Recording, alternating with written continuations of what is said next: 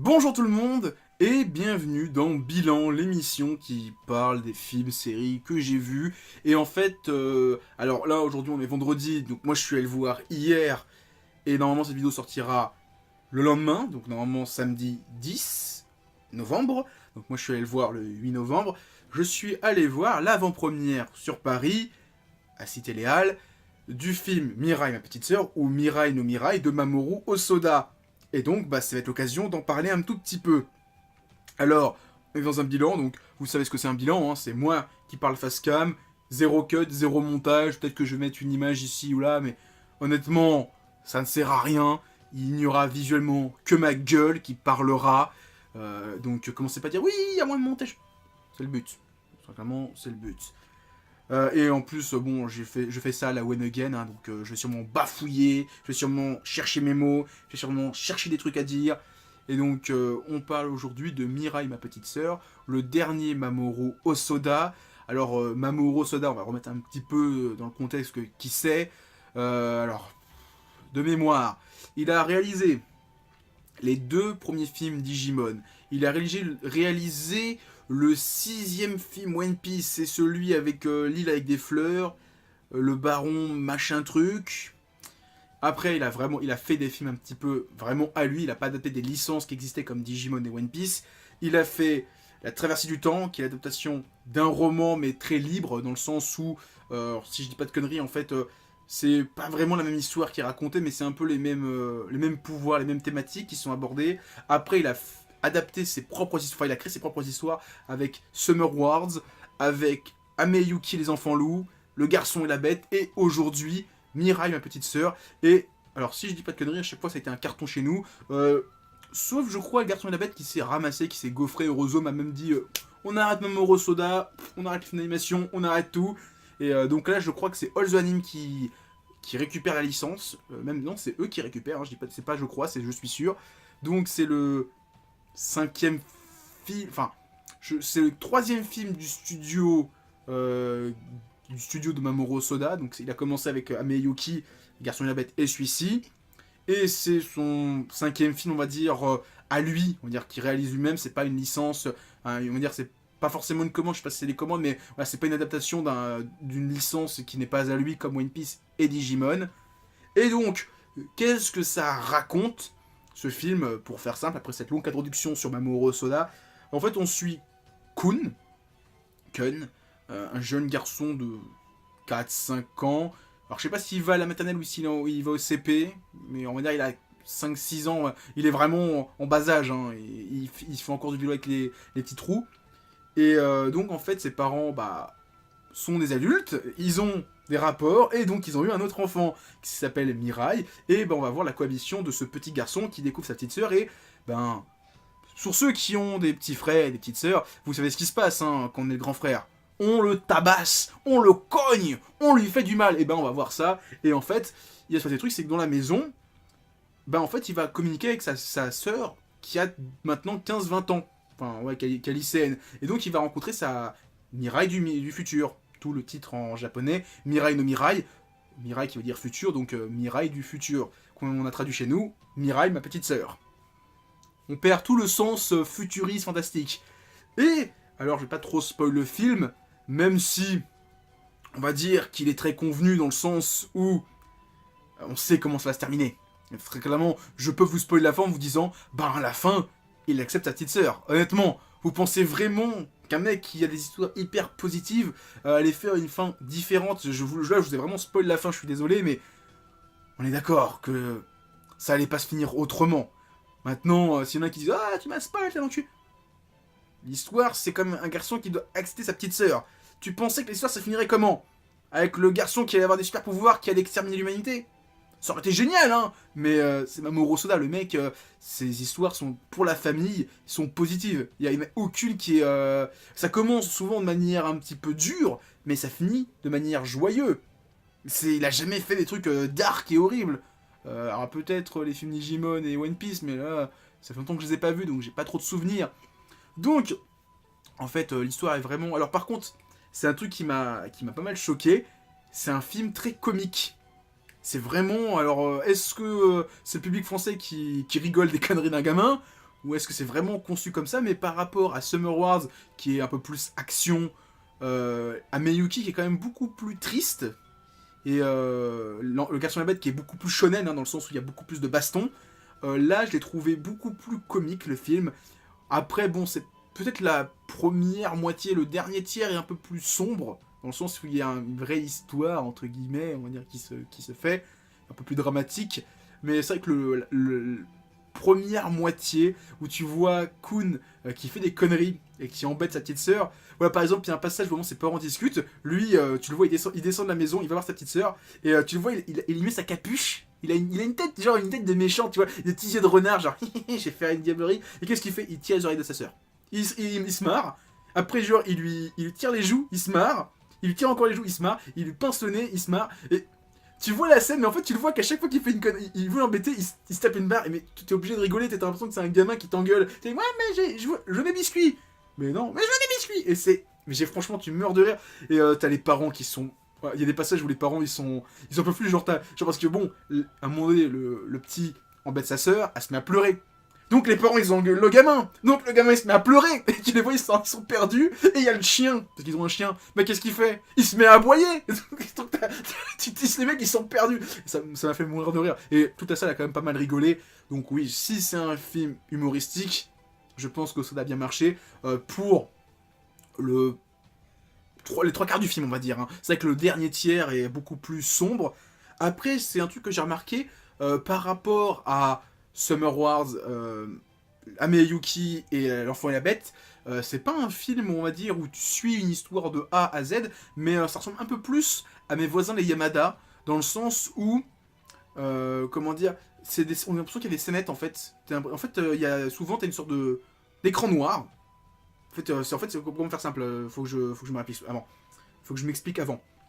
Dans le sens où tu vois une histoire, enfin t'as une petite histoire, t'as une sorte de semi-conclusion dans le sens où Kun a appris sa leçon, genre faut pas que tu mettes ta petite sœur, c'est pas sympa. Écran noir. Ah, je veux aller faire du vélo. T'as pas une sorte de fondu, on va dire, entre les deux scènes, c'est écran noir, nouvelle histoire, nouveau jour dans la famille. C'est vraiment, c'est découpé à chaque fois, on va dire, t'as 4-5 histoires, comme ça, et à chaque fois, on va dire, Kun fait une connerie, pour faire simple, il se retrouve dans une sorte de monde parallèle qui est dans la maison, une sorte de pièce qui apparaît, qui est à chaque fois différente, c'est jamais la même pièce. Il rencontre souvent sa sœur du futur. Alors, après il se passe d'autres trucs, hein, mais j'en dirai pas plus, mais il rencontre souvent, enfin même à chaque fois, sa sœur du futur, hein, Mirai, et elle lui fait un peu la leçon. Elle lui dit oh non, c'est pas sympa, maman, elle est souvent au travail, quand elle a des congés, faut être sympa avec elle, parce que si elle ne voit pas souvent, et si à chaque fois qu'elle te voit, tu lui fais la gueule, et ben elle va pas être sympa avec toi. Voilà, et à chaque fois, il y a un truc comme ça, avec la rencontre de sa sœur du futur, il apprend la leçon, et il progresse, et il devient un meilleur grand frère pour sa petite sœur qui vient de naître. C'est vraiment ça. Il y a aussi alors un truc que j'ai remarqué, il y a, allez, 3 quarts du film, on va dire, 3 quarts du film, la moitié du film se passe dans une maison, et en fait la maison, alors le père de Kun et de Mirai est un architecte, et en fait il a construit sa maison de manière assez bizarre, c'est un peu un escalier, et donc en fait c'est, alors, je sais pas si c'est vraiment conçu comme ça, mais moi je le perçois comme ça. Comme la maison est un escalier, il y a pas mal de marches. Et en fait, les déplacements de Kun sont vraiment très enfantins parce que tu le vois, les marches sont un peu trop grandes pour lui. Donc tu le vois, il galère à monter les marches. Et franchement, c'est vraiment mignon de voir ça. Alors je sais pas si c'est volontaire ou si c'est vraiment pensé comme ça. Et il y a alors, je vais faire une instant pub. Dans le film, dans le livre Sans fin d'animation, il y a un passage sur Mirai, ma petite sœur. Il est là. Là, il y a des anecdotes dessus.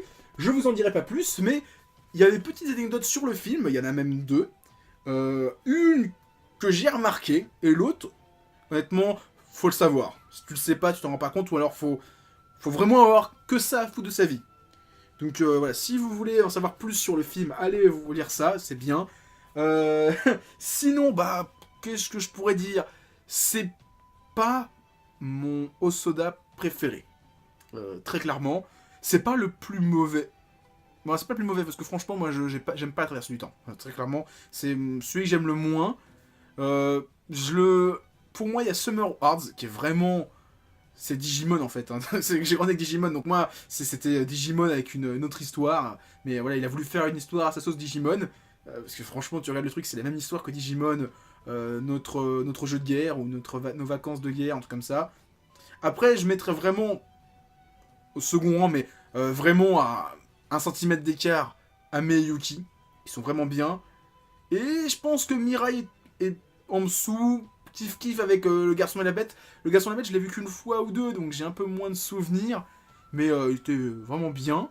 Mais j'ai moins de souvenirs que Summer Wars que j'ai vu un bon paquet de fois. Et franchement, à chaque fois, je kiffe. Franchement, toute l'histoire, je la kiffe. Les plans, je kiffe. Ah oui, alors aussi, zone spoiler. Voilà, je rentre en zone spoiler. Je trouve... je vous laisse encore quelques instants. Voilà, je laisse quelques instants aux gens qui écoutent, qui veulent débrancher le casque, tout ça. Je vous laisse quelques instants. Ça va vraiment être la dernière séquence de la vidéo. Après, je vais vous dire bye bye. Donc, voilà, je pense que vous êtes partis. Maintenant, on va pouvoir parler de l'instant spoil. J'ai l'impression que Mamoru Hosoda essaie de condenser tous ses films dans celui-ci. Quasiment. Hein. Enfin, tous ses films. Ses derniers films. Voilà, ses derniers films. On va dire de Summer Wars à Le Garçon et la Bête dans ce film. Dans le sens où il y a un passage où c'est le premier passage où en fait il va dans la salle spéciale du temps, tout ça. Kun, il rencontre son chien qui est devenu humain. Ça peut faire penser un tout petit peu au maître du Garçon et la Bête qui sont des hommes bêtes. Mais bon, il n'est pas du tout bestialisé, c'est vraiment un humain et il a une queue de chien. Et Kun, il voit la queue de chien, il tire et il la met. Et il devient une sorte d'homme-chien, mais vraiment beaucoup plus anthropomorphe. Et ça m'a fait beaucoup penser à Ame et Yuki, dans le sens où vraiment t'as le côté animal, il court partout dans la maison, Ame et Yuki. Il y a aussi un passage qui s'appelle l'index, et quand je l'ai vu, et je pense que tous ceux qui connaissent Mamoru Hosoda quand ils l'ont vu, ils disent « Hey Summer Wars !» C'est exactement le même plan d'internet de Digimon, de l'internet de Oz dans Summer Wars. C'est vraiment ce grand univers blanc avec des traits partout, ça fonce, c'est infiniment, et on dirait une sphère, mais en même temps infinie, t'as l'impression qu'il n'y a pas de bout. Voilà, alors pour l'enfant et le garçon et la bête, je l'ai pas trop, alors peut-être il faudrait que je le revoie, mais j'ai vraiment l'impression qu'il a essayé de réunir des petits éléments de ses précédents films, même finalement, il y a même la traversée du temps, finalement, quand on y repense un petit peu, dans le sens où on voit, comment dire, il y a une adolescente qui voyage dans le temps. Mirai est une adolescente et elle voyage dans le temps. Donc, est-ce que il a voulu faire ça? Franchement, j'ai vraiment l'impression qu'il a voulu faire ça. Ou est-ce que c'est moi qui divague, hein? Mais il y a vraiment des petits éléments de ces précédents films qui sont réunis là-dedans. Est-ce que c'est volontaire ou pas? Je ne sais pas.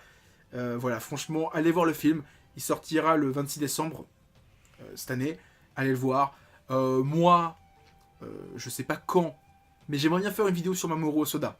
Parce qu'honnêtement, c'est un très bon réalisateur qui a des choses à raconter, qui raconte des choses dans ses films. Et j'en ai fait une sur Masaki Yuasa. Et Mamoru Hosoda, franchement, j'aimerais en parler. Mais il y a d'autres réalisateurs dont j'aimerais parler, franchement. Quand les gens disent, ouais, c'est dur de trouver de films d'animation à parler, enfin, de films d'animation à parler, ça veut rien dire. Enfin, de trouver des réalisateurs. Les réalisateurs de films d'animation, il y en a un paquet. Hein. Genre, Satoshi Kon. Franchement, faire la filmographie de Satoshi Kon, j'aimerais bien faire un de ces quatre. Mais c'est compliqué. C'est lourd, Satoshi Kon, quand même, à raconter. Il y a... Comment il s'appelle? Bon, je sais pas le but, hein. Mais je ferai sûrement une vidéo sur Mamoru Hosoda quand son prochain film, quand son dernier film, celui-ci, sortira en Blu-ray, que j'aurai tout ce qu'il a sorti, tout ce qu'il a fait, donc il me manque la traversée du temps. J'ai pas envie. Et après, les films One Piece et Digimon, mais c'est un peu plus osef, ça. C'est-à-dire, c'est pas... Je pense c'est ce qu'il a fait commencer, mais je pense pas que ce soit ce qu'il y a de meilleur chez lui. Donc voilà, c'est tout ce que j'avais à dire sur ce film, Mirai, ma petite sœur. J'espère que vous irez voir le film, parce que franchement, il mérite. Franchement, c'est un très bon film, donc allez le voir. Et moi, je vous dis à plus. Donc voilà, c'est tout ce que j'avais à dire. Avant de vous quitter, pensez à mettre plein de pouces bleus, partagez la vidéo et laissez des commentaires. Et surtout, en description de cette vidéo, vous trouverez des liens pour aller sur mon Facebook, mon Twitter et mon Discord. Allez, à plus tout le monde et continuez à lire des mangas.